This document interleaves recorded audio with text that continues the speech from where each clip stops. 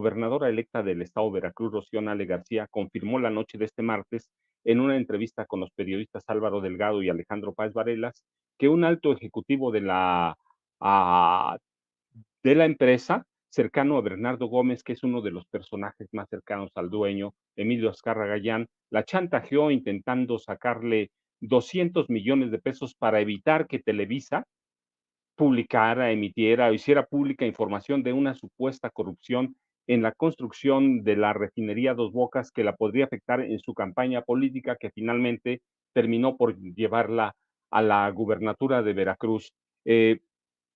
Tenemos, por favor, don David, el video N de Rocío Nale, el primero, sobre la ratificación del chantaje de Televisa. En el caso de Televisa, Rocío Nale, la contactaron, le dijeron, ¿Quién es el funcionario que el 9 de mayo fue con usted? ¿quién es ese funcionario? Y luego también, Rocío Nale, si la contactaron desde la Ciudad de México, es decir, si era el Televisa Ciudad de México o era una filial en Veracruz, y dónde se publicó esta información, que afortunadamente Televisa cada vez se ve menos, porque se me fue de largo. Se publica el 15 de mayo en la mañana y en la noche, según hasta donde alcanzo a ver. Ándale. Sí, en Televisa. Bueno, ya no es lo que era. Sí, fue un funcionario y me contactaron a través de una persona que estaba trabajando en el tema de redes de estrategia con nosotros, y vino un funcionario de México. Así fue. Bien. Dale. ¿Cómo se llama? Miren, es un alto funcionario.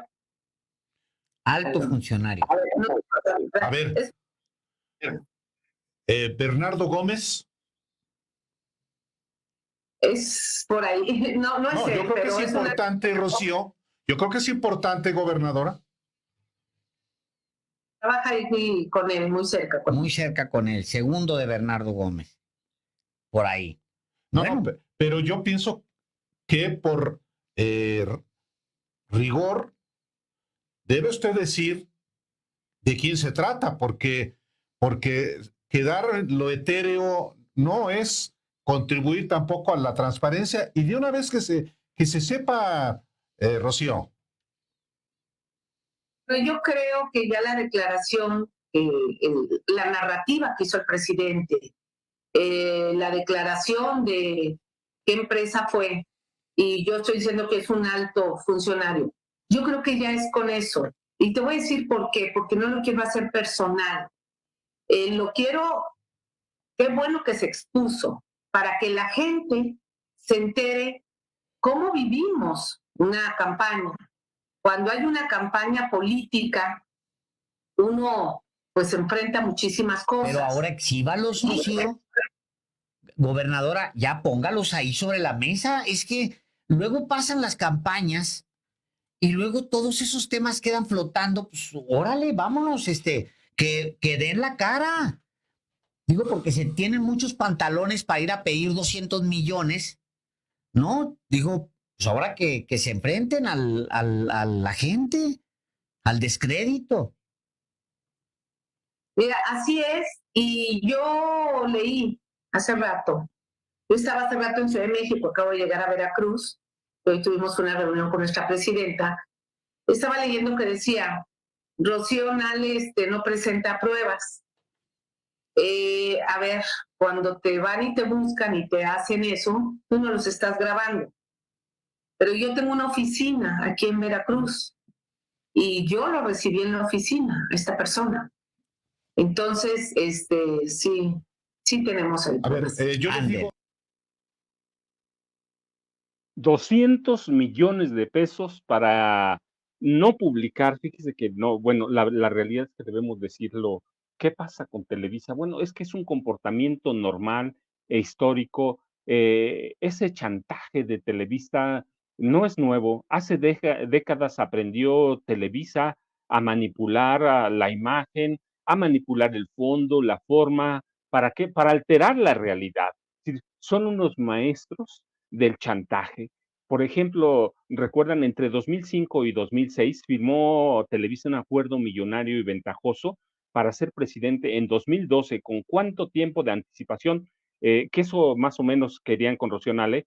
Firmó un contrato con Enrique Peña Nieto, para hacerlo presidente en 2012.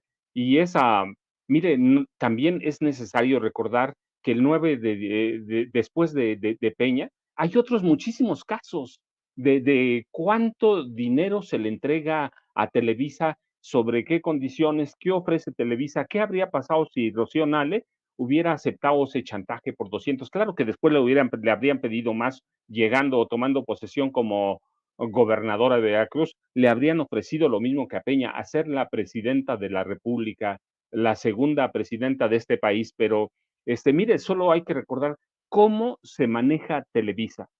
El 9 de diciembre de 2005, pocos minutos después de las 6 de la mañana, cuando el noticiero 1N, Primero Noticias, que conducía el periodista Carlos Loret de Mola, y digo periodista entre comillas, transmitió en vivo la supuesta captura de 3 a presuntos secuestradores y la liberación de 3 víctimas en un operativo de elementos de la ya desaparecida Agencia Federal de Investigaciones, la AFI, a cargo de Genaro García y de Luis Cárdenas Palomino. En la transmisión se observa elementos de la AFI llegar al rancho de Las Chinitas en la carretera México-Cuernavaca, seguidos del reportero Pablo Reina, quien después renunció a Televisa, y este reportero narra el operativo acompañado de su camarógrafo, junto con un reportero y un camarógrafo de TV Azteca, que también transmitió en vivo el supuesto operativo. Se observa cómo los agentes fuertemente armados entran al rancho y someten a un hombre que ya estaba en el suelo boca abajo y es esposado, y le exigen que levante la cara, que se identifique, y les dice llamarse Israel Vallarta, que lleva hoy, desde entonces, preso. Le preguntan cuánta gente tiene secuestrada y responde que 3. Los agentes exhiben 2 armas de alto poder, supuestamente propiedad de estos delincuentes de Israel Vallarta. Después, Pablo Reina va a un rincón de la casa donde se encuentra una mujer sentada en el suelo y cubierta con una manta blanca, de la que inmediato asegura que es de origen francés, y comienzan a interrogarla con complacencia elementos de la AFI. Este caso no es otro sino el montaje que llevó a prisión a Israel Vallarta, presunto cabecilla de la banda de secuestradores Los Zodiacos, una banda que nunca existió, y a su novia, la francesa Florence Cassés. Y yo recuerdo mucho cómo ella decía: yo no tuve nada que ver, no soy su esposa. Le preguntan qué hace aquí, nada, pero termina todo en un gran chantaje, y es lo que es Televisa. Israel Vallarta se queja, y uno de los agentes le pregunta si algo le duele, si está lastimado, y Israel Vallarta le dice: me pegaste tú. Y después le vuelven a preguntar y mejor se calla. Este es el 15 de marzo de 2006, la periodista Yuli García habló sobre cómo descubrió el montaje de Televisa, de la detención de Cassés, y recordó que cuando su investigación periodística fue difundida en el programa Punto de Partida, también de Televisa, el entonces secretario de Seguridad Pública, Genaro García Luna, aseguró que el montaje se había hecho a petición de las televisoras o de las empresas Televisa y TV Azteca. Es decir, es una costumbre.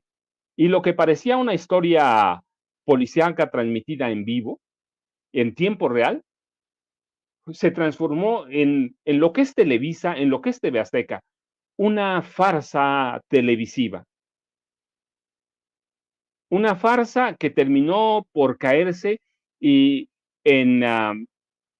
cuya clave fueron fundamentales Genaro García Luna y, claro, Felipe Calderón Hinojosa, porque Televisa sí opera con el apoyo y la autorización del presidente de la República. Por lo menos así operó hasta Enrique Peña Nieto. Y hay que recordar, mire, el 15 de agosto de 2015, cuando la magnate María Asunción Aramburu Zavala, una de las 3 mujeres que más dinero tienen en este país, denunció por extorsión a Adriana Pérez Romo, esposa del periodista Joaquín López Dóriga. Es decir, la extorsión, el chantaje, los montajes son un comportamiento natural en Televisa. Recuerdo entonces que aquel agosto de 2015, la inmobiliaria Avilia, propiedad de Aramburu Zavala, denunció que la esposa de López Dóriga le exigía $5 millones para que el gobierno del Distrito Federal de la Ciudad de México hoy dejara sin efectos procedimientos instaurados contra la construcción de un complejo de 122 departamentos en la calle Rubén Darío, en la colonia Polanco. Es decir, hay un comportamiento natural, un comportamiento que se aprende ¿dónde? En una escuela de chantaje, en una escuela en la que se vende el periodismo.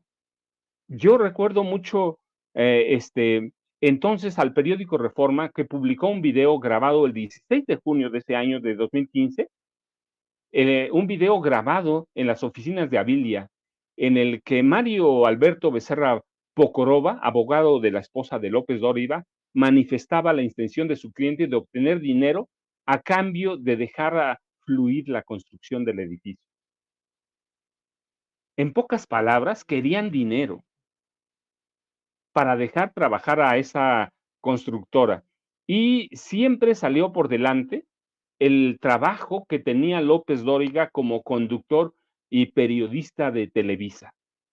Y unos meses después, en octubre de ese 2015, Aramburu Zavala ratificó y aportó elementos nuevos a la denuncia de hechos por extorsión contra Teresa Adriana Pérez Ramos, esposa de López Dóriga, y otros involucrados claramente, y los abogados demandados por la empresaria hicieron siempre alusión a la fuerza periodística, así lo decían, a la fuerza periodística del señor Joaquín López Dóriga, presentador de Televisa. Es decir, lo que hizo Televisa con Rocío Nale García, la hoy gobernadora electa de Veracruz, es una escuela. Lo mismo López Dóriga, que Loret de Mola, que seguramente otros así trabajan. Bernardo Gómez fue de los principales negociadores, por ejemplo, en la campaña de Enrique Peña Nieto, y estos hombres eran sus conductores estrellas, sus conductores estelares.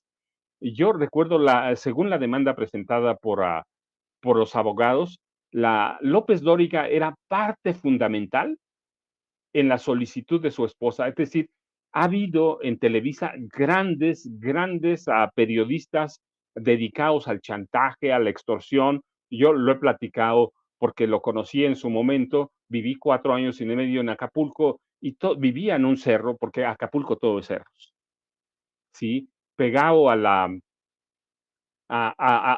centro de Acapulco, y bajaba todos los días a la bahía y había un yate muy bonito. Siempre preguntaba, como reportero siempre he sido curioso, preguntaba de quién es este yate, y los dueños, el monto. Y un día, como 2 semanas, vi atracado ahí a un yate y le pregunté al guardia marina de quién es, y me dijo de un periodista muy famoso que se llama Joaquín López Dóriga. El yate costaba, ya me lo había dicho antes, costaba $2.5 millones.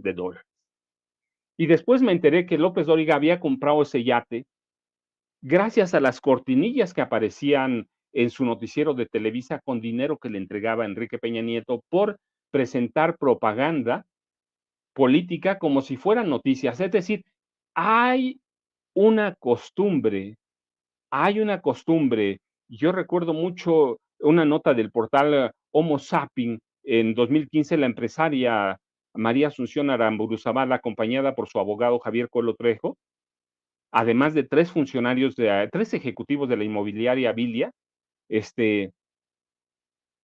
acudieron a entregar videos sobre el chantaje de los abogados y la esposa de Joaquín López Dóriga. Es decir, la extorsión es una forma de vida. Hemos tenido periodistas famosos, algunos de Televisa, otros no tantos. Por ejemplo, Jacobo Zabludovsky. Era un periodista exquisito. Lo seguía muchísima gente. Por décadas no hubo otro que él. Y este hombre vivía ¿de qué? De la corrupción también. Cuando salió de Televisa intentó lavar su nombre. Pues sí, pero ya se había corrompido por décadas. Ya se había. Ha habido otros periodistas tan famosos que hoy no se conocen, por ejemplo, o cuyos nombres ya se olvidaron, por ejemplo, Carlos de Negri. que se dedicaba a vender silencios. El periodismo en este país ha servido para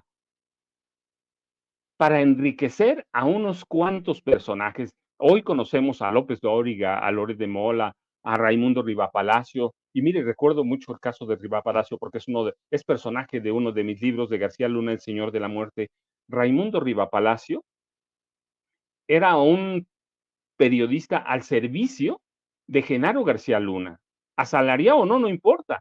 García Luna, por ejemplo, le ponía un grupo de 5 agentes de inteligencia para que López Dóriga manejara la información que García Luna quería que manejaran. Y en un momento dado, Televisa recibió 120 millones de pesos, además de los miles de millones de pesos que recibía del gobierno de Felipe Calderón. Además de eso, recibió 120 millones de pesos para crear un programa que se llamaba El Equipo, un programa supervisado por la presidencia de Calderón, un programa para hacerle imagen política a Genaro García Luna y en 2011 lanzarlo como precandidato presidencial del PAN. Es decir, Televisa no sabe vivir de otra forma.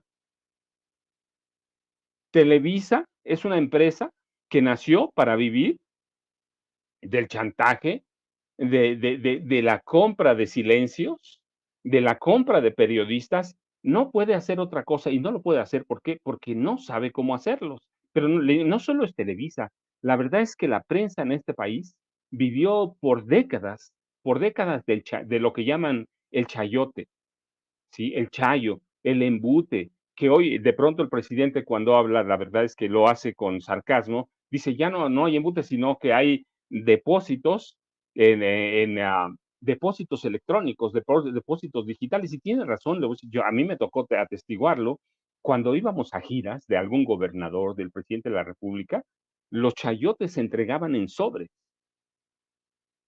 les entregaban a los reporteros que cubrían la fuente, les entregaban miles, de veras, miles de pesos, miles les entregaban. Y cuando no les entregaban, cuando a alguno le faltaba dinero, lo regresaban, chantajeaban a los jefes de prensa. Así que el jefe de prensa terminaba por entregarles todavía más dinero a estos periodistas que se dedicaban al chantaje, a la extorsión.